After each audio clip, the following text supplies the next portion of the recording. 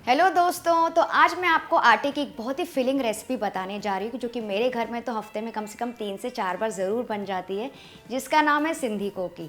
और इसे बनाने का ना खास तरीका होता है। एंड जैसे कि आप सब जानते हैं कि मैं सिंधी हूँ, तो ये तो मेरी पर्सनल फेवरेट है, तो इसे तो चैनल में दिखाना ज़रूर बनता है। तो चलिए शुरू करें। तो ये स्पेशल कोकी बनाने के लिए गूँथेंगे हम खास तरीके से आटा, जिसके लिए मैंने यहाँ पे लिया है करीबन 3 से 4 कप आटा, यानी कि ये करीबन आधा किलो आटा है।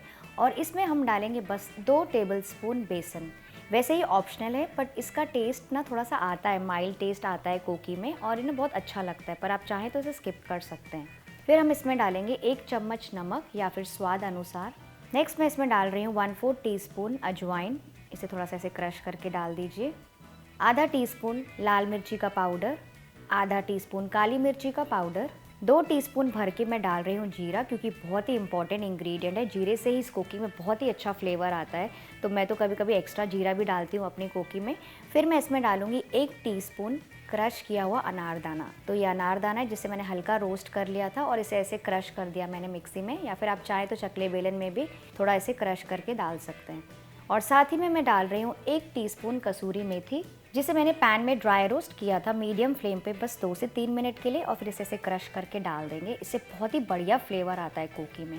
तो बस अब इन सारे ड्राई इंग्रेडिएंट्स को अच्छी तरह से मिक्स कर लेंगे। और अब इसमें जो क्रम्बली टेक्सचर आता है ना, उसके लिए हम डालेंगे मोइन, यानी कि तेल या फिर घी। तो आज यहाँ पे मैं डाल रही हूँ 3 बड़े टेबलस्पून घी के। वैसे आप चाहें तो यहाँ पे तेल भी यूज़ कर सकते हैं, पर मैं इसको ऑथेंटिक फ्लेवर देने के लिए आज मैं घी यूज़ कर रही हूँ। अब इसे थोड़ा सा मिक्स कर लेंगे अपने हाथों से। आप देख सकते हैं इस तरह से, जैसे कि आटा जो है ना, सारा घी या तेल जो भी आप यूज़ करें वो पूरी तरह से पी ले, और इसको आपको इस तरह सा टेक्सचर मिले। आप देख सकते हैं ये टेक्सचर, बस हमें यही टेक्सचर चाहिए। इसी की वजह से आपकी जो कोकियाँ है ना, बाहर से एकदम क्रिस्पी और अंदर से फ्लेकी और क्रम्बली बनेंगी। इसके बाद मैं इसमें डाल रही हूँ 1 बड़ा प्याज, जिसे मैंने ऐसे बारीक काटा है। बहुत ज़्यादा बारीक भी नहीं होना चाहिए और बहुत ज़्यादा बड़ा कटा हुआ प्याज नहीं होना चाहिए, बस ऐसा ही होना चाहिए। इससे क्या होगा ना, हमारी कोकी के अंदर तक मॉइस्चर और टेस्ट बना रहेगा। साथ ही मैं यूज़ कर रही हूँ 2 से 3 हरी मिर्च ऐसे कटी हुई, और बहुत सारा कटा हुआ ताज़ा हरा धनिया। अब इन सारी चीज़ों को फिर से अच्छे से मिक्स कर लेंगे, और इसे ना अपने हाथों से इस तरह से थोड़ा सा ऐसे मसल दीजिए। इसे ऐसे थोड़ा सा मसल के इसे मिक्स कर दीजिए। इससे क्या होगा ना, जो प्याज अपना पानी है ना, वो पूरी तरीके से छोड़ देगा। तो बस हमें इस स्टेज पे इसको ऐसे ही छोड़ देना है 5 से 7 मिनट के लिए। उससे क्या होगा, प्याज अपना पूरा पानी छोड़ देगा, और फिर हम उसके बाद ज़रूरत अनुसार पानी इसमें डाल के आटा गूँथ लेंगे, क्योंकि जो आटा है ना, वो बहुत ज़्यादा नरम या फिर गीला नहीं होना चाहिए। तो हम वेट करेंगे प्याज अपना पानी छोड़ दे, उसके बाद हम उसमें पानी एडजस्ट कर लेंगे ज़रूरत अनुसार। 5 मिनट के बाद आप चेक कर सकते हैं इसमें हल्की सी नमी आ गई है, ये देखिए। तो अब इसमें मैं थोड़ा थोड़ा पानी डालते हुए इसका आटा गूँथना स्टार्ट करूँगी। तो यहाँ पे जो सबसे इम्पॉर्टेंट चीज़ ध्यान में रखनी है वो ये है कि आटा जो है ना हमारा, वो एकदम कड़क होना चाहिए। रोटी या पराठा जैसा सॉफ्ट और स्मूथ नहीं होना चाहिए। और दूसरी इम्पॉर्टेंट चीज़ जो हमें ध्यान रखना है वो ये है फ्रेंड्स, कि इसे हमें मसल मसल कर नहीं गूँथना है। बस आटे में जितना ज़रूरत हो उतना ही पानी मिला मिला के इसे ऐसे मिक्स करते जाइए, और बस इतना ही इसे मिक्स करना है कि जैसे सारी चीज़ें इकट्ठा हो जाए, यानी कि बंध जाए। अगर आप इसे बहुत ज़्यादा गूँथेंगे ना, तो इसमें ना ग्लूटेन फॉर्म हो जाएगा। ग्लूटेन मतलब एक टेक्सचर आता है आटे में, जिसकी वजह से वो उसमें खिंचाव पैदा होता है और आप बेल पाते हैं। वैसा नॉर्मली हम पूरी या आटे में करते हैं, तो हमें वैसा टेक्सचर बिल्कुल नहीं चाहिए। तो बस इसे इतना ही गूँथना है कि सारी चीज़ें इकट्ठा हो जाए। और ये नरम आटा बिल्कुल भी नहीं है, मैं आपको अब दिखाती हूँ इसका टेक्सचर। ये सारी चीज़ें इकट्ठा हो गई है, ये देखिए। मैं आपको थोड़ा सा खोल के दिखाती हूँ आटा। बस इसी तरह का कड़क आटा हमें चाहिए, जो अंदर से इस तरह सा दिखे, और नरम बिल्कुल नहीं होना चाहिए। ये देखिए, मैं आपको चारों तरफ से दिखाती हूँ। और अब क्या करेंगे, बस ये भी इकट्ठा हो गया है आटा। अब मैं इसके ऊपर थोड़ा सा तेल लगा लूँगी और फिर से इसे थोड़ा सा गूँथ लूँगी, बस 10 से 15 सेकेंड के लिए, ताकि तेल लगाने से तो ऊपर का जो स्टिकीपन होगा वो निकल जाएगा। और एक इम्पॉर्टेंट चीज़ अब यहाँ पे हमको जो ध्यान रखनी है वो ये है कि हमें इस आटे को रेस्ट करने नहीं रखना है। नॉर्मली हम क्या करते हैं, पूरी या रोटी का आटा बनाते हैं तो हम उसे रेस्ट करने के लिए रखते हैं, उससे वापस से ग्लूटेन फॉर्म होता है, जो कि हमें नहीं चाहिए। हमें इसे तुरंत बनाना है ताकि इसका टेक्सचर जो रहे ना, वो एकदम क्रम्बली बने, क्योंकि कोकी ना बाहर से एकदम क्रिस्पी होती है और थोड़ी सी ना साइड में उसमें दरारें भी होती है। तो अब हम इस आटे को डिवाइड कर लेंगे बड़े या छोटे लोइयों में, जैसे बड़ी या छोटी कोकियाँ आपको बनानी हो। तो इतने आटे से मैं लगभग 7 या 8 मीडियम साइज़ की कोकियाँ बना सकती हूँ। तो ये देखिए मैंने ऐसे लोइयाँ बना दी है। अब क्या करेंगे, एक तवा रख देंगे और उसे गरम करेंगे मीडियम फ्लेम पे। तो यहाँ पे मैं अपने घर का रेगुलर तवा यूज़ कर रही हूँ। ये मोटे तले का तवा है जो कि सिंधी कोकी बनाने में काम आता है और ये हर घर में अवेलेबल होता है। तो अब क्या करेंगे, एक लोई को अपने हाथ में लेंगे और इस मीडियम हाई हीट फ्लेम के ऊपर उस कोकी को प्लेस कर देंगे, मतलब लोई को प्लेस कर देंगे और अपने हाथों से इसे थोड़ा थोड़ा दबाते जाएंगे और इसे बस हल्का सा ही कुक करना है, समझिए 30 से 40 सेकेंड एक तरफ। ये देखिए इसमें हल्के से निशान आ गए और इसे दूसरी तरफ से पलटा लेंगे। बस ऐसे हल्का वाइट हमको ऊपर से थोड़ा सा दिखना चाहिए, इसमें कोई डार्क स्पॉट्स नहीं आने चाहिए।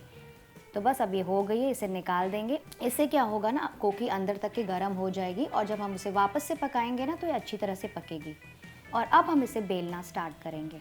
तो आपको चाहिए तो आप इस समय हल्का सूखा आटा भी यूज़ कर सकते हैं इसको बेलने के लिए।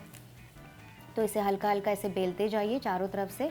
ये बहुत ज़्यादा पतली या फिर बहुत ज़्यादा मोटी भी नहीं होनी चाहिए। मैं आपको इसकी थिकनेस दिखाती हूँ। ये देखिए ये परफेक्ट थिकनेस है इसकी, क्योंकि ना हल्की सी मोटी ही होती है। नॉर्मली सिंधी कोकी ना थोड़ी सी मोटी होती है। तो ये अच्छे से पक पाए मोटी कोकी, इसके लिए हम क्या करेंगे ना, एक नाइफ़ या फिर फोक से थोड़ी थोड़ी दूरियों पर ऐसे प्रिक कर लेंगे इस तरह से, ताकि वो अंदर तक के हीट चली जाए और अच्छे से कोकियाँ पक पाए। और ये साइड से आपको क्रैक्स दिख रहे हैं, इसका मतलब हमारा जो आटा है वो परफेक्ट गूँथा है। इसी तरह से क्रैक्स होने चाहिए कोकियों में। अब वापस से तवा गरम कर लेंगे मीडियम फ्लेम पर। हल्का सा घी या फिर ऑयल आपको चाहिए तो ब्रश कर लीजिए और अपनी कोकी उसके ऊपर डाल दीजिए। अब 1 मिनट के बाद फ्लिप करेंगे। आप देख सकते हैं कि हल्की हल्की पकना स्टार्ट हो गई है।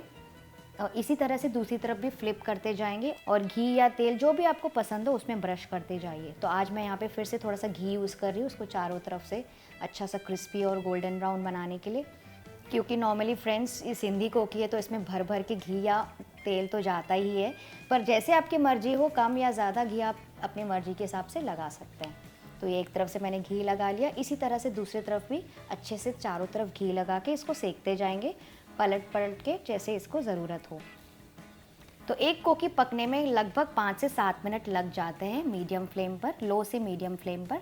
तो आप इसके हिसाब से आप अपनी कोकी पका सकते हैं। तो आप देख सकते हैं कि कितनी बढ़िया गोल्डन ब्राउन दिख रही है और ये क्रिस्पी भी दिख रही है साइड से, और ये बहुत ही अच्छी कोकी बनी है। बस अब इसे बहुत ज़्यादा नहीं सेकना है, इसे निकाल देंगे। तो ये देखिए मेरी एक कोकी तैयार हो गई है।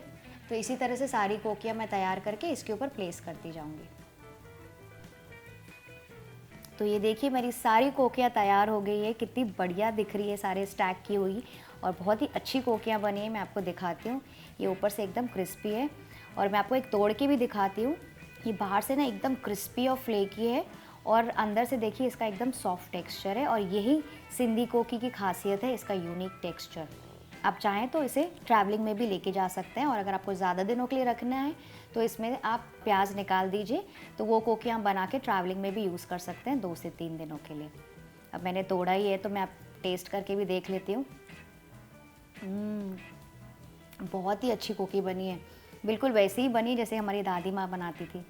तो फ्रेंड्स, आई होप आपको आज की रेसिपी पसंद आई। अगर हाँ तो इस वीडियो को लाइक कीजिएगा, शेयर कीजिएगा फ्रेंड्स एंड फैमिली के साथ, खास करके अपने सारे सिंधी फ्रेंड्स के साथ, और मेरे चैनल को भी सब्सक्राइब कीजिए। मैं आपसे मिलती हूँ, बाय बाय।